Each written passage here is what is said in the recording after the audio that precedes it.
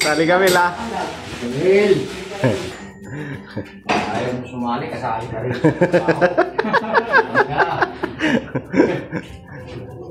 Ayun o, so eto, tapos na sila dito. Ayan, isa din gumagawa. Ayan, tapos na to. Tapos na rin yun. Ayan, nagtik-tik na rin dyan. Ang problema, yung internet namin naputol dahil na grinder. Wala kasi nakalimutan. Wala din ako kanina dito. Tapos ano na to ni Peroxy, plasteran, tapos nakailalim siya. Nakalimutan na may nag-grinder pala dito. Yun, matamaan ng grinder. Putol. Para maipatagas pinas yung mga jumps diba? Utility. Mamaya. Pwede po sa amin ito eh. Hindi, kung yan, makabaka daw, ito lang utility. Pero maipatagas mo yan. Mga box. Mga plastic. May naligawan pa lang ko dyan, no? Asan na yung karton pala lang? Yung lista? Sarong metro yung may kabanga. Bali tulo, numero yung wire. Ay, ba sa live? Sa pinaka-live. Ano po pa? Ito yan, numero 8. Number 8. 3 meters lang. Na wire? Na wire. Okay. Dito sa pinaka-main. Sa pinaka-main. 3 meters lang yan. Ano nga tawag dyan niya? Panel board? Oh, panel board. Diyan ikakabit yung mga breaker, di ba? Ayan. Ayan. So, meron na dito. Ito, switch. Ito, outlet. Outlet. Magkabilaan yan, outlet. Ayan. Tapos ito, switch. Tapos ito, switch. Tapos ito naman, outlet din. Tapos outlet. Tapos switch sa dito sa labas. Tapos dito sa CR. Hindi ko alam kung maglalagay dito ng switch. Tapos ayun, outlet. Ha? Andun yung lista. Andun sa ano? Andun. Ay, nilagay muna namin dyan yung mga unan dahil walang mapaglagyan dun sa loob. Kanina kasi, di mo nga makita ang ano dito sa loob kasi punong-puno ng ano.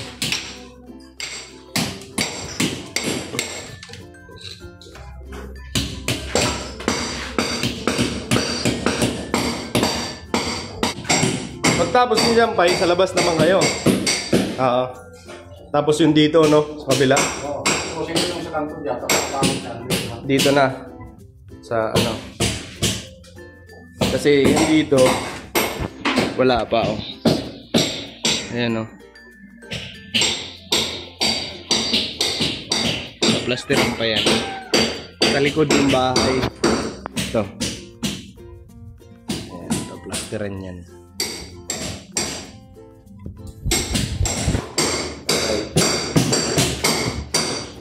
Ito, medyo makalat. Ayos. Ang problema namin, internet, oh. Namumula-mula dahil naputol ang wire. Putol.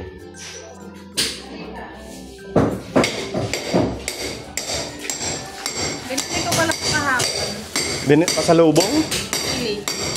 Pili. Tapos ito. Para kanino, mama? Tag-iisa tayo. Okay. Bigyan mo kay papa yung isa. Tulog? Mamaya. Sige. Tulog si Pab. Punta tayo na. Okay. So yan po, samahan niyo po kami. Bibili tayo.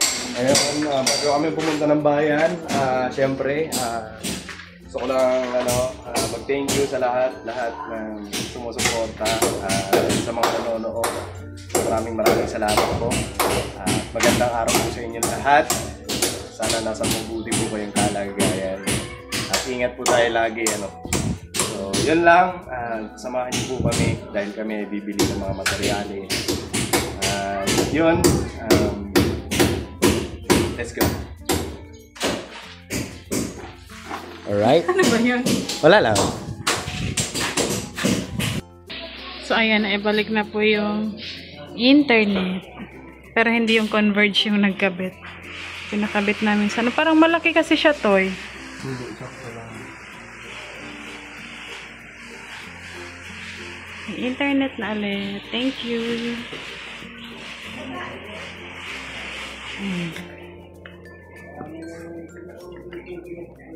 Bakit tinanggal yung ano, yung nakadikit dyan? Hindi ko na. Ano ba yun? Okay na yan. Naka-vlog ako. Ay, Joke lang. Sige, wait lang. So ngayon, dito kami sa hardware. Bumili po kami ng ano, ng yung kailangan, receptacle, mamaya, pakita namin sa inyo.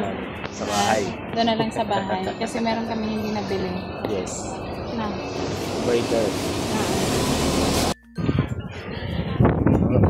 Kamoting kahoy, Marianda.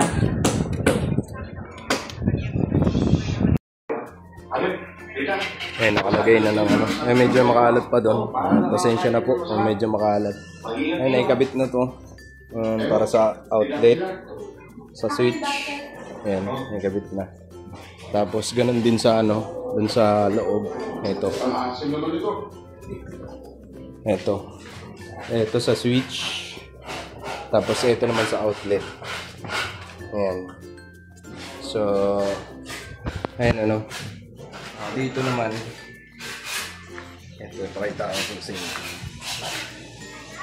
Ayan, ito yun sa pagkakabitan ng breaker. Ayan, may kabit na rin. Pero hindi pa nailalagay yung mga breaker. Tapos, ito dahil dito ko ilalagay yung TV. Kasi nakadikit lang yun eh. Pangit naman po kung doon ko ilalagay yung outlet. Yung TV and dito. Tapos nakalaylay ang ano, kagaya nung doon sa Maynila. Sa inubahan namin. Nakalaylay yung wire ng saksakan ng TV. So, ayun. Tapos dito, ganun din. Ayan. Outlet. Tapos, switch. Ayan. Ngayon naman po. Dito rin. Dito ka na lang. Ayan, meron din dito. Buuin mo si Benzo. Ayan, switch. Tapos, ayan. Kahit na Outlet. Tapos pwede pa dito, matatagal si Benzo outlet ko. din. Ewan ko kung makalaya pa ako. Tapos, outlet.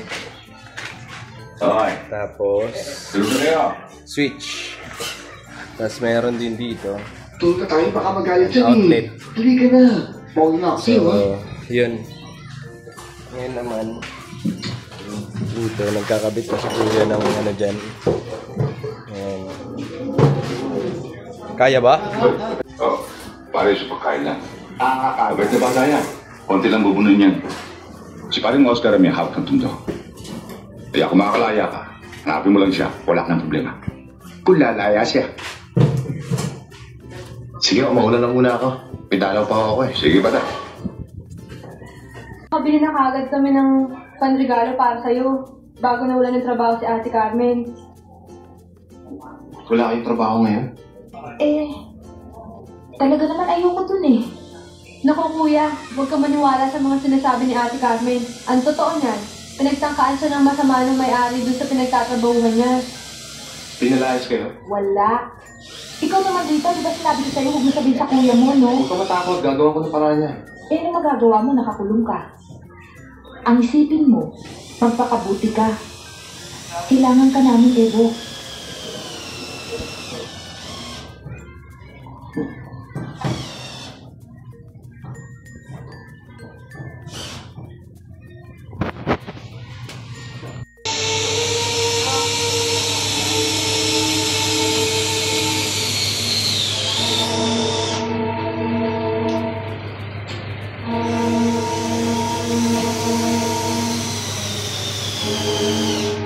Ano?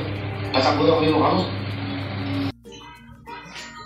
So, ayan, good evening na po kasi inabot na ng gabi.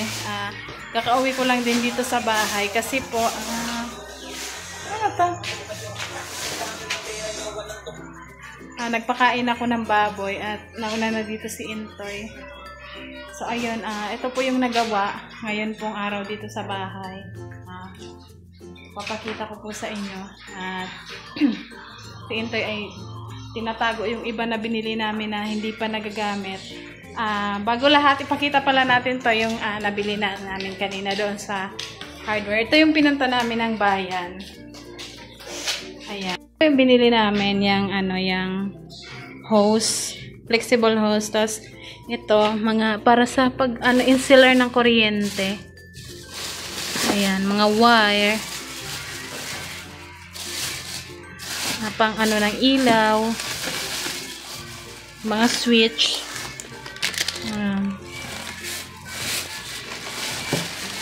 Breaker, circuit breaker. Ayan, yan lang naman yung binilanan kanina. At yung iba ay naikabit. Kagaya po nito.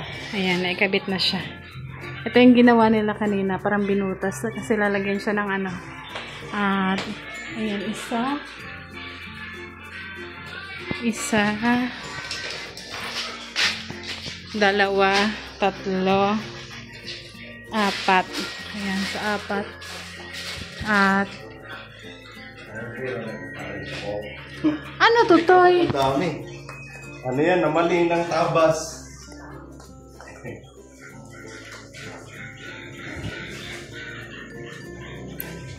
Tapos, ayan, dito. Tapos, ito naman dito sa kusina. Ayan. Tapos, yung isang solar, dito na niintay nilagay. Para maliwanag kasi minsan po pag nag-iigib kami, sobrang dilim yan dyan. Yan yung gripo doon. At least may liwanag. So, ayan. Sobrang alikabok po. Kaya, tingnan nyo. Tinanggal ko yung Ayan, oh. Grabe. Sobra. Saka na lang ako maglilinis kapag wala na talagang di na maalikabukan ulit kasi siyempre pag naglinis ka, ganun din naman ulit mangyayari. Likabok ulit. So, anuhin na muna natin yan. Isang tabi. Isang tabihin muna natin yan. Niinitan ako kasi naglakad lang ako.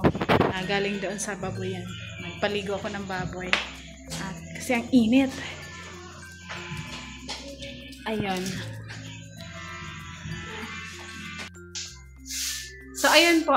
Toy, tapos, hindi pa to tapos na? No. Ito? Hindi po. Mga sinabi ba kung ilang nila gagawin?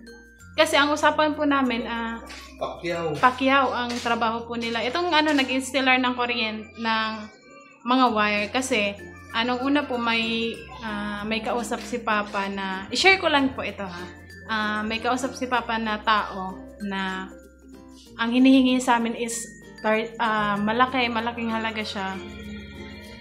Pero sa kanila na lahat ng gamit, hinihingi niya sa amin para sa, ano bang tama pagbigkas? Installer? Installer?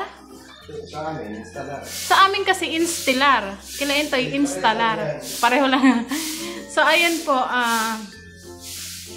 ang hinihingi nila sa amin nung una is 19,000 pesos. Kasama na yun doon yung labor, yung mga gamit, lahat na toy. Ayan, lahat. Tapos ngayon, sabi ng nung iba na syempre mas nakakaalam kaysa sa amin na nagpagawa na din ng ganito, is medyo pricey daw po.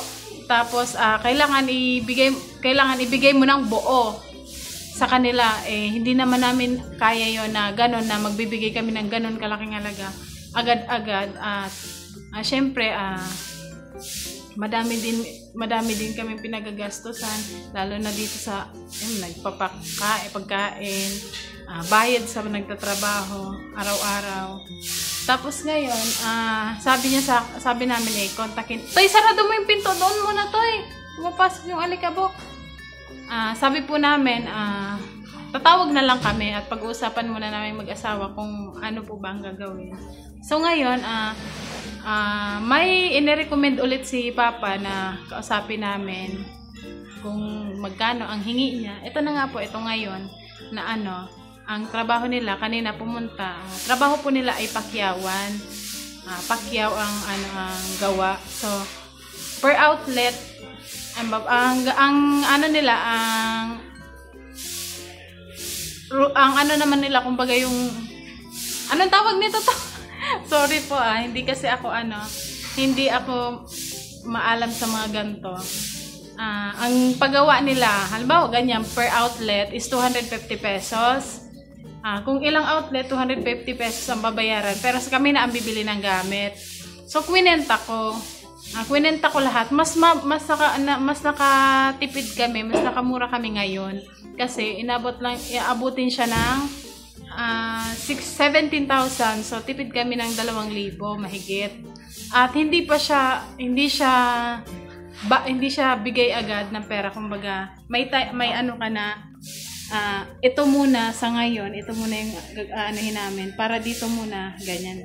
So gumagawa na sila and ginawa nila itong mga outlet na ito, pero kaya bumili kami itong mga wire mga switch ganyan para maikabit nila na to, hindi ka magbibigay ng pera na buo na biglaan. So napagdesisyon na namin mag-asawa na dito na lang kasi ito yung mas namin na mas kaya namin ba. So ayan, na-share ko lang itong aming journey dito sa kung gaano kagastos talaga ang ng bahay, magpagawa ng bahay. Pero kaya natin to. Alam namin na andyan kayo para suportahan kami. At sana hanggang sa maging okay, hanggang sa nagbablog ang Intoy and Lika Adventure. Sana andyan pa din po kayo para suportahan kami. Ayan, sobrang saya lang namin ni Intoy at kahit na yung sahod namin is napupunta lang dito sa bahay.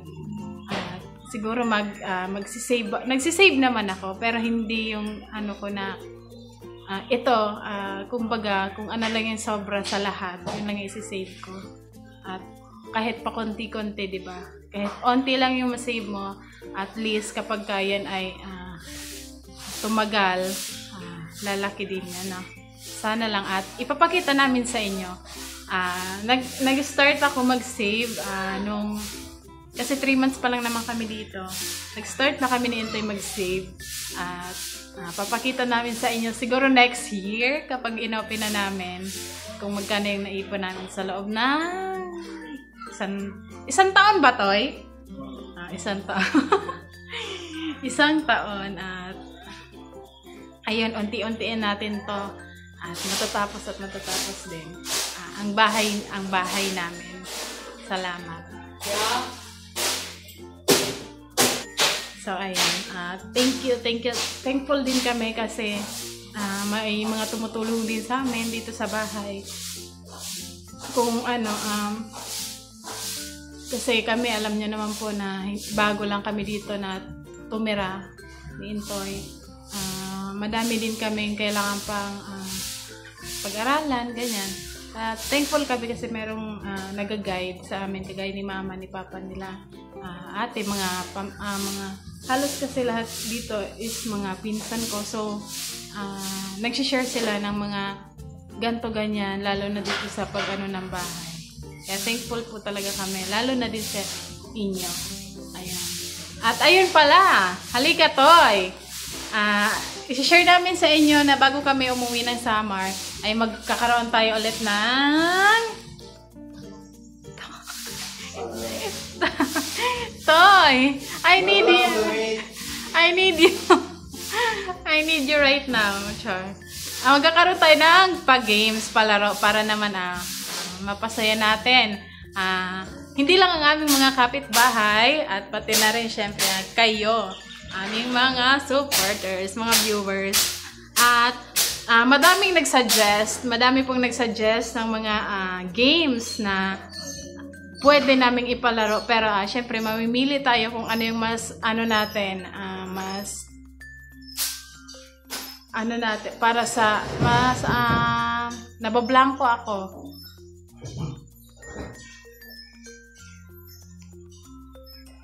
Ayun, mas advisable ba? Kasi syempre, ang mga player po natin ay merong mga senior na. Ayan, syempre, ingatan din natin yung syempre, baka mamaya sumakit yung tuhod, yung likod. So, pili tayo ng mga advisable para sa ating mga player. At para hindi naman sila ganun ka, So, ayun, at magbibili pa kami ng ulam para ngayong gabi. At pala ngayon naman, magsi 6 p.m. na ata, na to eh. Alas 6 na ng gabi. At ayun. Babalikan namin kayo maya-maya.